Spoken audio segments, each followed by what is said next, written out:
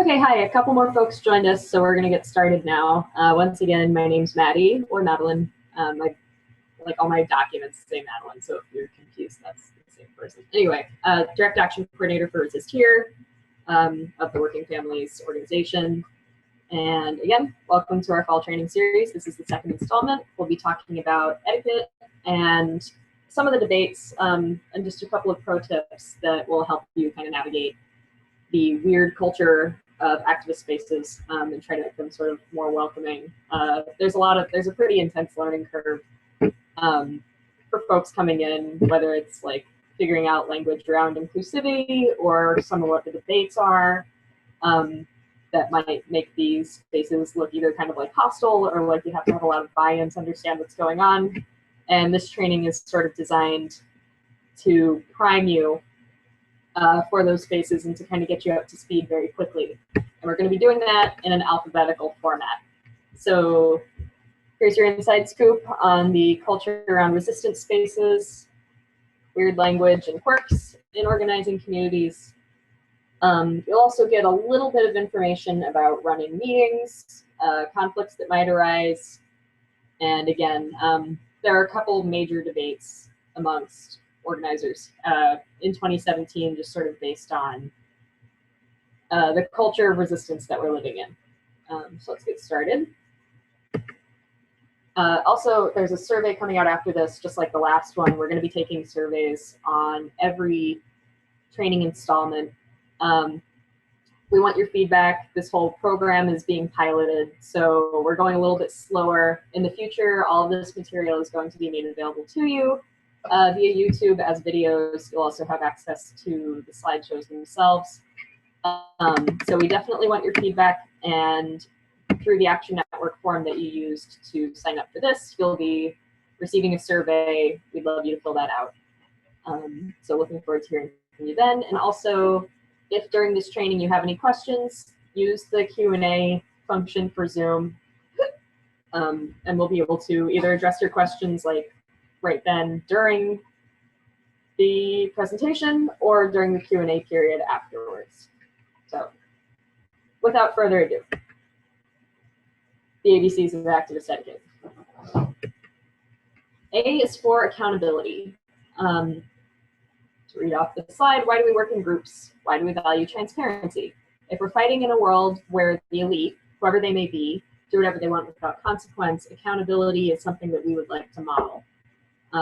Accountability is kind of a loaded word. It could mean a lot of different things.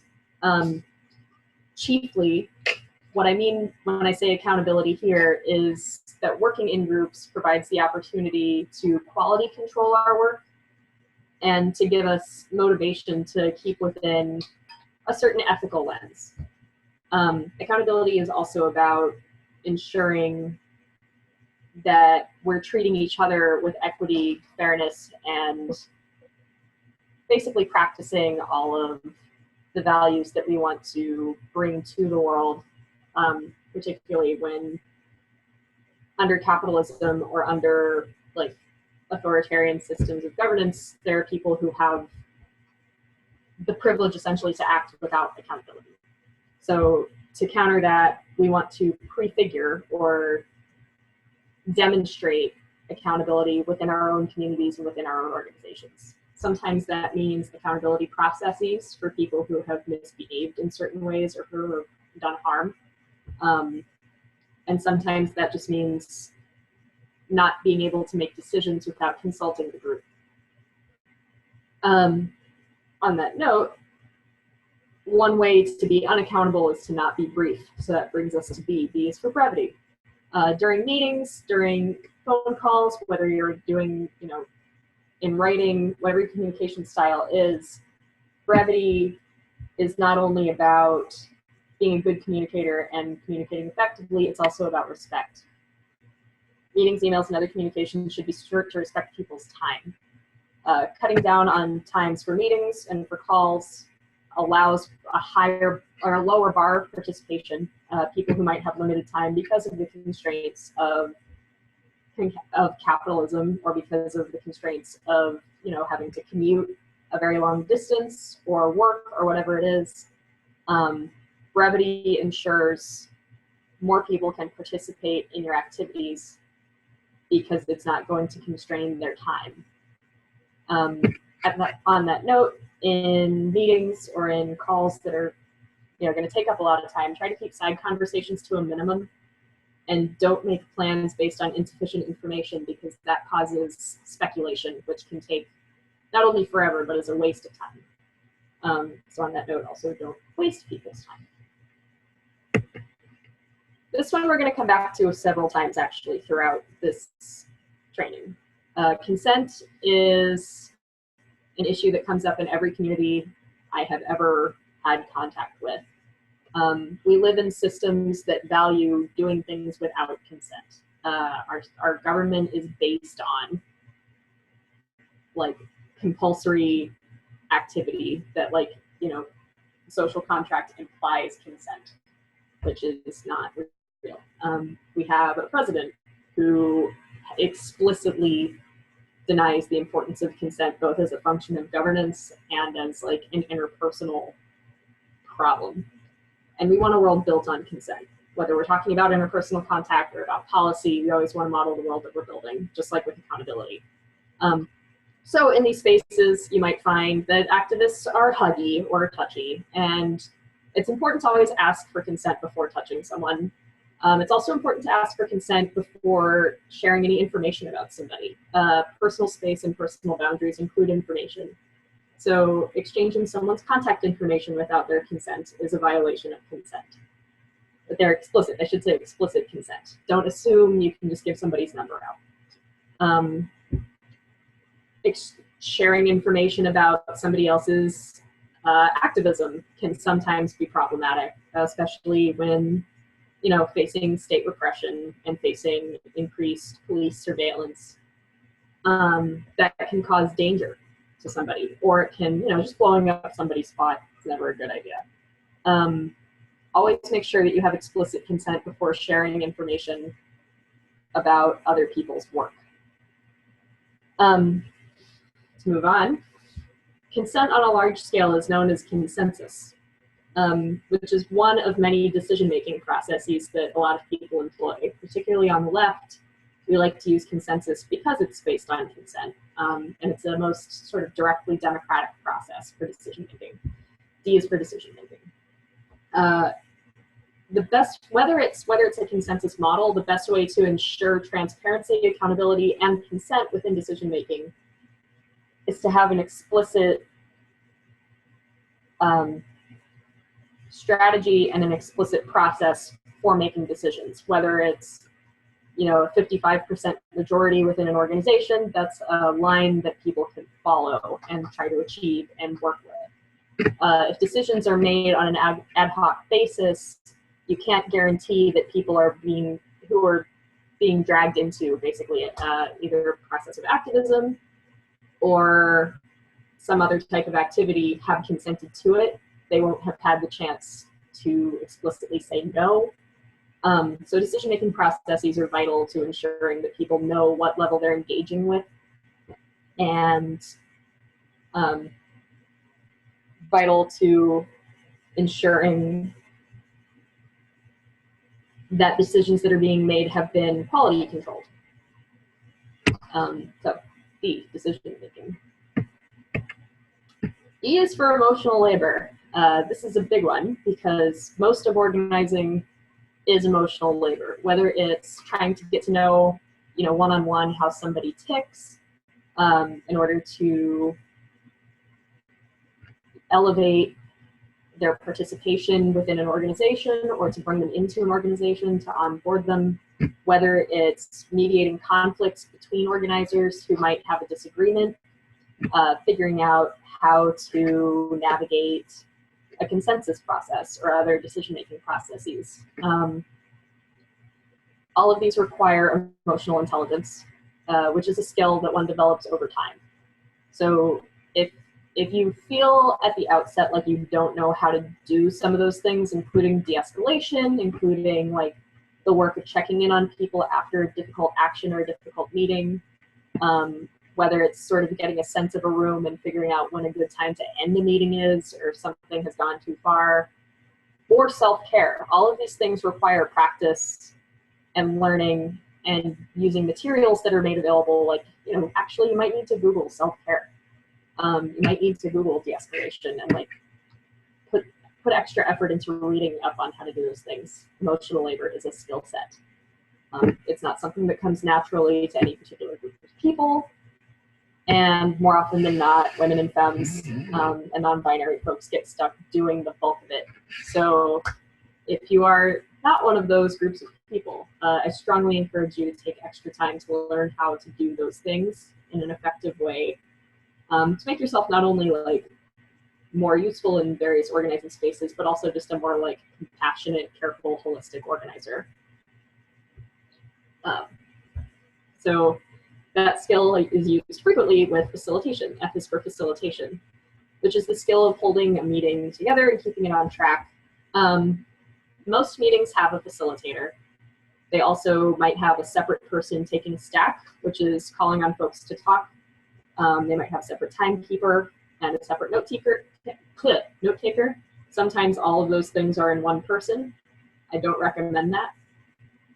Meetings that run smoothly usually have a facilitator that's willing to take on the responsibility of ensuring that brevity is maintained. If a facilitator is cutting you off or telling you to stop speaking or to stop having side conversations, they're not trying to like disrespect you specifically, they are trying to maintain respect for other people's time. Don't take it personally if the facilitator is doing that, unless you're, you know, a repeated problem, in which case maybe address your own behavior. Sometimes that's a thing. Moving on. Google. There's this great website that you can link to. I usually use it on Facebook when like someone dumb is like asking me gratuitous questions, and it's letmegoogle-that-for-you.com. Just like IT, a lot of organizing is just having to Google stuff yourself, and you like all these resources, like whether it's about meeting facilitation, direct action, logistics, like almost everything has been done before. And whether you like need to take time out to like figure out why it's important to respect people's pronouns or why it's important to do X, Y, or Z, like other folks are probably pretty busy. It would save them some time, and it would gain you some like new interesting research skills to go ahead and Google it yourself. And I don't mean like Google it yourself, but do like take it upon yourself to do research and to learn things on your own volition rather than forcing other people to like take their emotional labor and teach it to you. Particularly marginalized folks already like have enough to deal with. So save them time, learn stuff yourself. Yeah, that one's harsh, I'm sorry, except I'm not. Hindsight, H is for hindsight, which is 2020. The resistance is iterative. Just like a scientific process, we have to do trial and error all the time. Not everything works. In fact, most things don't. And what our definition of what works has to kind of change based on the circumstances. A success might not look like a success all of the time. And some of the success that we do have is just in learning not to do something next time. So going forward, we're all gonna fail a lot. People who have succeeded a lot are still gonna fail a lot. It's okay. Don't beat yourself up. And that also goes for like before you Googled something and got something wrong and then went and Googled it later, don't beat yourself up. You just had a visit from Captain Hindsight. Anyway, sorry. Inclusivity is different from tokenizing. So we want to use language that is inclusive. For example, this is a simple example, like gender inclusive language. We don't want to stick to binary language. If you are in doubt of someone's pronouns, for example, just assume they, them. At the same time, we also don't want to just like, you know, if say you have an action that is seeking to confront white supremacy, you want to actually have conversations with people in the community. And when I say community, I also mean like localized communities that you're working in, and you want to be able to think through problems that are relevant not only just with that group of people, but also figure out how to like flow resources to that group of people and make those relationships worthwhile, and not just basically force other people to do work for you. At the same time, not just saying like, hey, we found a person of color and put them on stage without like any kind of context or actual material gain from that situation. So there is a difference between being inclusive and uplifting voices, particularly of marginalized people, versus tokenizing. Yeah, and material aid, material support, I think, to me as a materialist, are probably the best ways to ensure that those relationships are solid, because there is a difference too between like putting money or resources towards a thing versus just kind of paying lip service to the thing. Next, J is for judicious. I can't pronounce it because I can't do it. Judiciousness. Time, resources, and humans are all limited. We all have other things going on in our lives, much of which has to do with the constraints of capitalism, which include both resource constrictions and also time-based constrictions. We can't do every single thing that comes to mind. So picking our battles is pretty important, particularly when it comes to like things that require large-scale tactical thinking. And I think what's best to do that is to bear in mind a strategy, an overall strategy, which we'll get to later. That's an S. Whatever you're doing, to the extent that is possible, make sure it aligns with a strategy. And that could be in simple relationship building, that could be in a campaign, but try not to diverge too much from this rudder of a strategy that you have, mostly to save yourself from constraining your own time and resources. And also like to kind of not feel like you're just wandering around doing random things and talking to random people. Sometimes you kind of lose yourself that way. Keeping records. Record keeping is important. Meeting minutes should be detailed in that people know what their actionable items are, particularly if you need to be able to reference what those actionable items were or who said what, if that's important later. Just write it down. There's no harm in doing that. Meeting minutes also have the potential to save you in the event that state repression comes knocking at your door. You can say, well, this is exactly what we discussed in this meeting and it was totally harmless. So all of those things that are going to save you, write them down. If you didn't write it down, it didn't happen. And that doesn't mean delete it from your Google Doc. If it was ever on a Google Doc, it did in fact happen. Google Docs and also listservs and Google Groups. Listserv is a means of communication via email. Generally, don't clutter the listserv. Much in the way that you want to respect people's time, you also want to respect their bandwidth. This goes for Signal threads and other group chat apps as well. Too many messages, information that's vital will get drowned out. If you do have a chat that you want to like have like the fun, relaxed chat, maybe separate that from the important information chat. Just to ensure that folks who can't participate or don't want to participate in the chatty chat still have access to the important information about actionable items in the other chat. Or meet in person to chat. That's always a thing that you can do. Mentorship. M is for mentorship. It is among the most rewarding of ships. Some of my most rewarding relationships have been like either ones where I was learning pretty directly from somebody or vice versa. And it's something that's absolutely necessary to like building the resistance. If we stop teaching, and especially if we stop informally teaching each other, then like batons don't get passed and information gets lost and things kind of lose their edge. One really great example that I got to talk about this weekend was at American University. For a long time, there was a sort of a system in place where, I don't remember what CASJ stood for. It was like Center, like something social justice. And basically this office fed into the student government and also into various campus groups, like social justice and like other types of justice-based campus groups. And so you had older students in the student government who were mentoring students in these like smaller campus groups, but the ones in student government also were able to allocate school funds to those groups based on their relationships and preferences.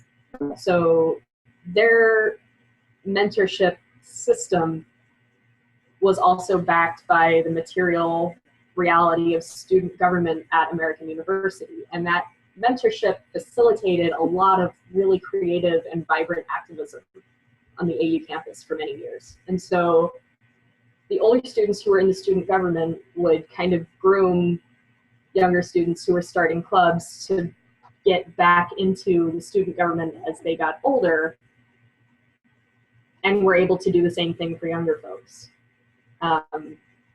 It kind of fell off for some reason after a few years, but it was a very effective and very like clearly stratified mentorship informal program.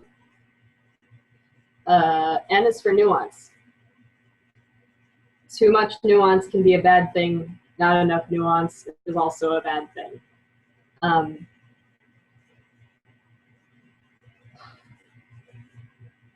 If your analysis is so inflexible that it can't incorporate new information, it is insufficiently nuanced. If it's so nuanced that you're losing sight of what you care about, it is too nuanced. Find that middle ground.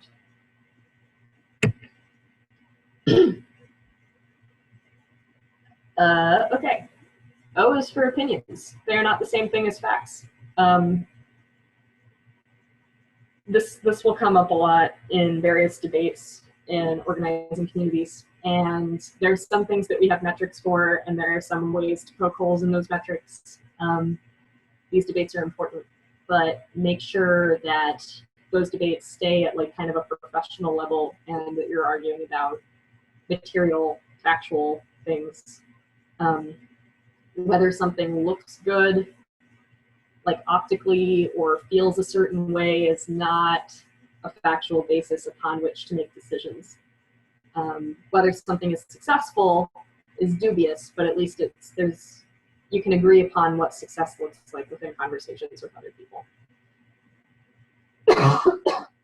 Got 2 for P, well 3 kind of. Private and public. What conversations are private, which ones are public. If it's written down, it is public. If it's on social media, it is public. If it is on a phone, it is public. Do not speak about things in public that you would not want anyone to hear. Verbal communication between a couple of people isn't necessarily public. That's a thing. Personal space, much like consent, I want to keep restating this. Don't touch people without their consent. Don't share their number without their consent. Don't add them to group chats or actions without their consent. Not everybody is able to take on the same level of risk for various reasons, whether it's because of state repression or mobility, whatever reason. Not everybody can do the exact same things, so watch out for again, like sharing people's numbers or kind of forcing people to participate in things. And again, if you want to give someone a hug, just like ask if you can give them a hug. Like, it's not weird. It's fine. I promise. Q is for quarrel. Assume good faith. Try not to burn bridges. Unless demonstrated explicitly, other people are doing their best. And it is, if you have the capacity, if you're questioning a course of action, have that conversation, not necessarily from a place of, to the best of your extent, be compassionate. If somebody has repeatedly demonstrated that they are not worthy of compassion, that's a different story. But your starting point should probably be compassion. R, risk. As discussed just a moment ago, people have varying risk levels based on several factors, including identity, access to money, family stuff, maybe they have kids or like a sick parent that they have to go home and take care of, ability and disability, and other intersecting aspects of life. Don't shame anyone for what risks they can or cannot take on based on those factors. Arrest, for example, is a risk that some people have more ready access to than others. And that could be civil disobedience style arrest, where the cops are, they're going to be nicer to you, possibly. For some reasons, people still can't do that. Or if you're in a scenario that is higher risk of arrest by any other police precinct than the National Capitol Police, that's, they're not nice necessarily. Other things are like Charlottesville. Not everybody could go fight Nazis in Charlottesville for a lot of reasons. Some people had lower risk in doing that than others. So don't shame people for their risk levels. This is going to be really long. Security is a hard one. There are two types of security that I like to talk about. One is informational security, or InfoSec, and the other is operational security, or OPSEC. These things together are usually called security culture. InfoSec is the security of your digital presence in the world, including personal information that data brokers buy and sell, your banking information, work history, address, all electronic communications, including plans for actions. Operational security is the behavior of security, which includes things like not talking to the police without a lawyer, not divulging plans to untrusted parties, concealing your face when necessary, and knowing when to or not to speak. Both of these are true for each other. The security practices that you use impact other people's safety. Sometimes when one person gets doxxed, which is to say all of your personal information gets released in a packet, usually on Twitter. Most people get doxxed on Twitter. Another person who's proximal to that person is then put at risk for the same thing. If you're in a picture with somebody, if you are like clearly connected to them on various channels, like your security practices, like in a very obvious way affect their safety, whether or not they're like practicing the same security practices as you. Also, your InfoSec is only as good as your OPSEC. If you're relying on encryption and your phone gets confiscated and for some reason your PIN on your phone is really weak and the cops bust into it, that's an operational security problem that put your informational security at risk. If you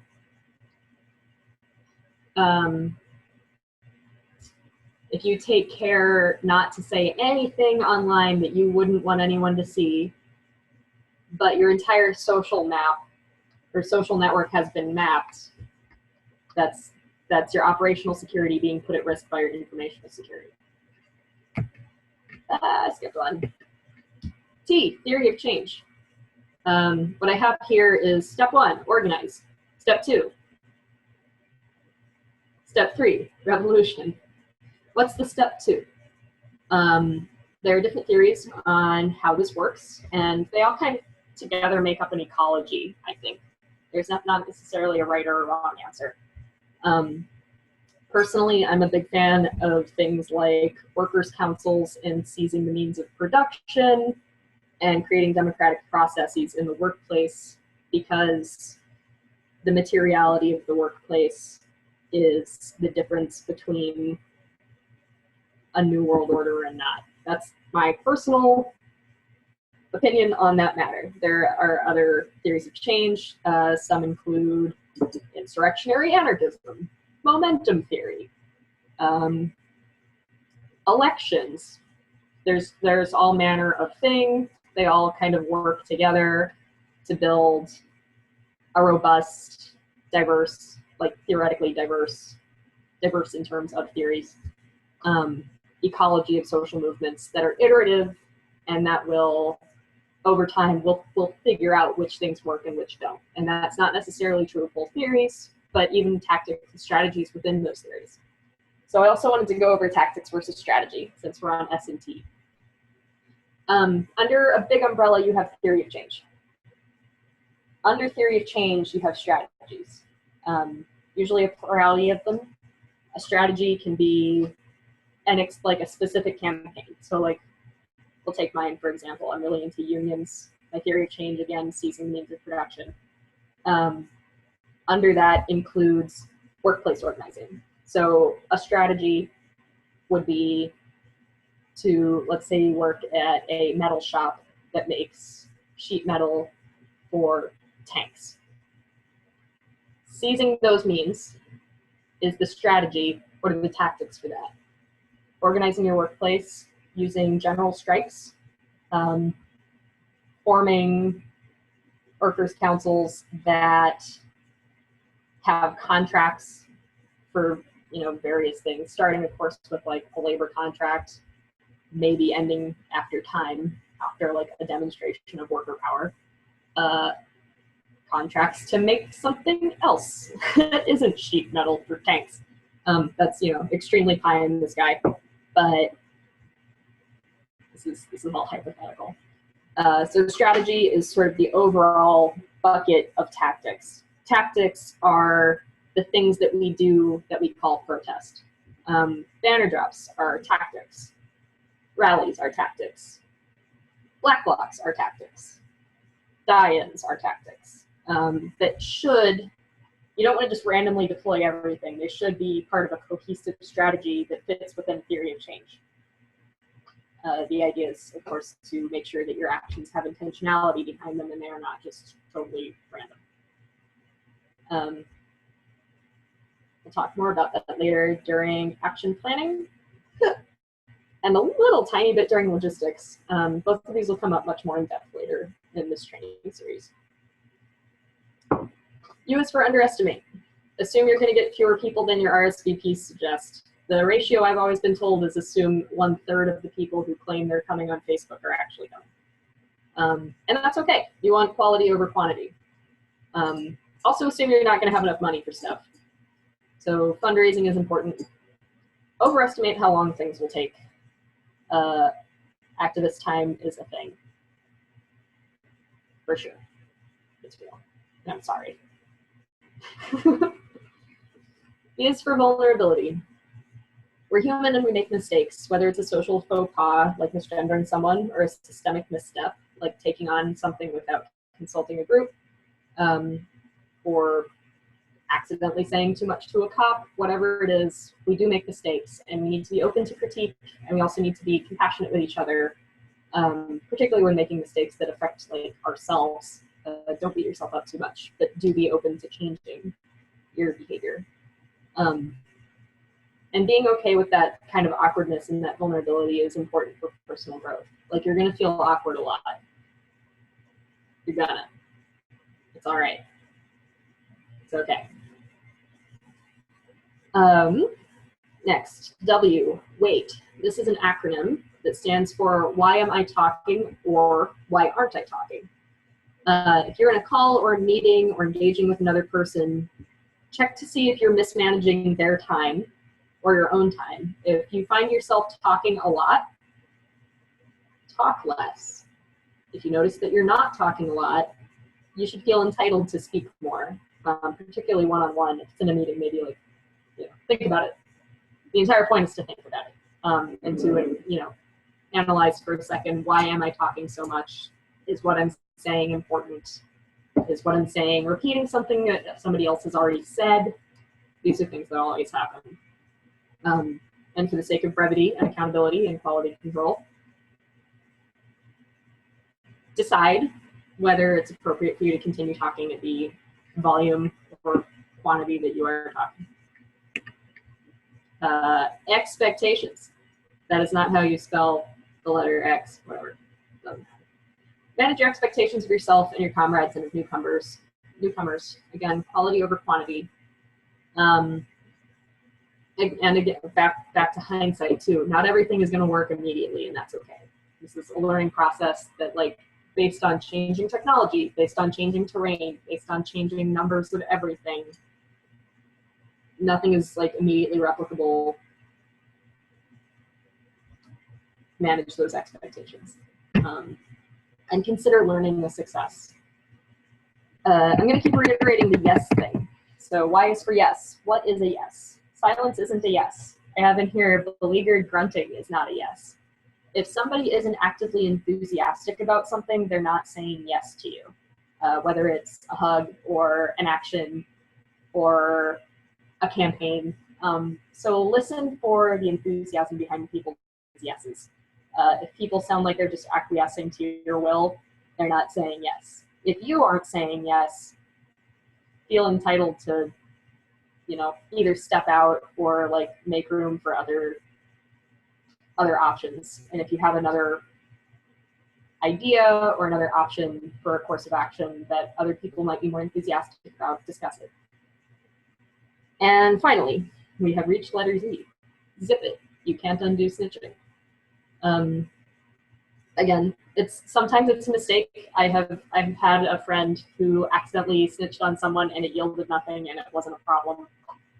Basically, a cop came in claiming to be a lawyer and lied. Sometimes these things happen. If it happens a lot, or if it happens on purpose, or if it happens, you know, in a way that compromises somebody's security, that's a way trust gets broken. But for the most part, the people who should be speaking to police are your designated either legal observers at times, I doubt they don't usually, or police liaisons. A police liaison is a person who is formally trained in how to handle cops. Trust that they know what they're doing. Everybody will have a better time. We'll avoid conspiracy charges for civil disobedience actions that we'll discuss later. Yay, we went through the whole alphabet. We did it. Yay! Okay, pro tips. Some of the following slides are mostly just kind of like random ins and outs. Some of them are debates about certain subjects. I wanted to prime folks for this one because it's becoming a hot topic. So nonviolence is it's a strategy based on several theories of change that values a certain way of dealing with conflict. It is de-escalatory and at times selectively escalatory based on, you know, it's difficult to define nonviolence. Anyway, it has a historical precedent. It has worked before in certain contexts and for certain purposes. It's a hot button debate right now because of like Nazis. Do they respond to nonviolence? Not really. So the debate isn't necessarily about the merit of the tactics or strategy behind nonviolence. Sometimes it's the appropriate thing, and that's not the debate. The debate is whether to include nonviolent statements and to kind of force people to adhere to the valuation of nonviolence under the current political climate. So on the one hand, it is good to have a cogent stance behind certain tactics. On the other hand, this is often seen as divisive and creates a good protester, bad protester dichotomy. I'm not going to give you an opinion here. What I'm going to do is say that this is something that may come up in meetings, and to feel pressured to either issue a statement or not issue a statement is a conversation that you may have in the near future, either with your peers, with a national organization, or with other individuals and other groups in your cities that are doing certain types of, or that are performing certain types of resistance. So just be aware that that's a thing. And don't let it freak you out. Yeah. Two pro tips for meetings. Phone meetings should be an hour or less. People will space after an hour. I just listened to myself talk for 45 minutes. and I don't know how anyone else is putting up with that. Meetings in real life should stay under 2 hours for the same reason. It's a little easier to stick around with people when they're using like body language and it's people that you know.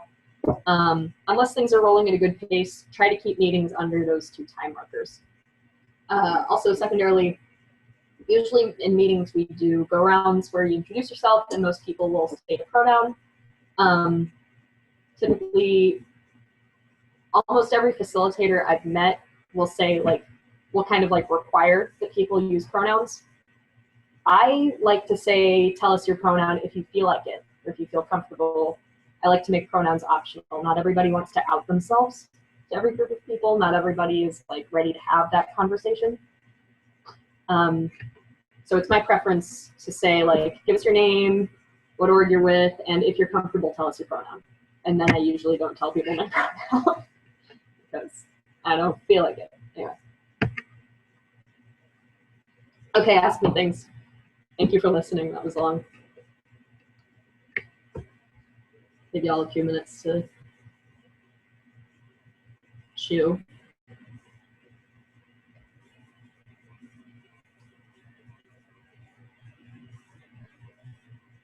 Play the Jeopardy theme song.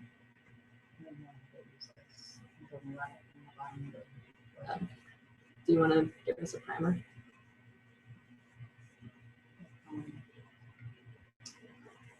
So you can type in your question. You can type in your question. There's a Q&A feature on Zoom that allows you to ask questions. Or you can also, there's a chat box. So if you have a question, feel free to type it in there.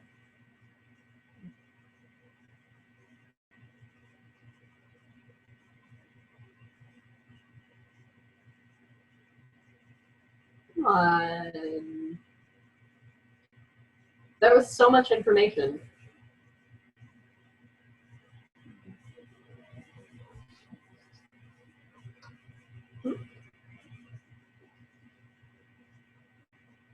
What's your favorite letter of the alphabet?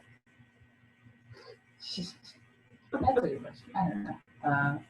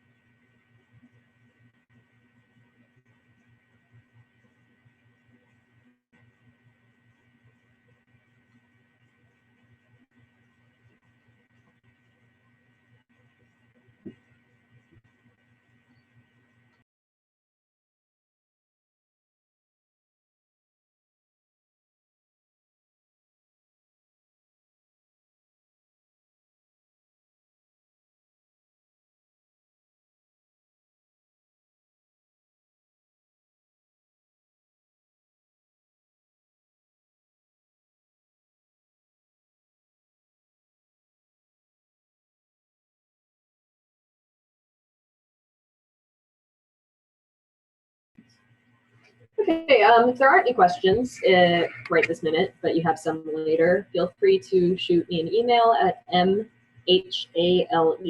that's mhale, at workingfamilies.org. Always happy to talk about etiquette and how to be polite in our weird, kind of quirky, wing-nutty activist world. Yeah, or about security, or about consent. I think those are the 2 like recurring themes that came up a bunch. So those, those are whole vast depths of things to dive into. So if you ever want to talk about those things, that's M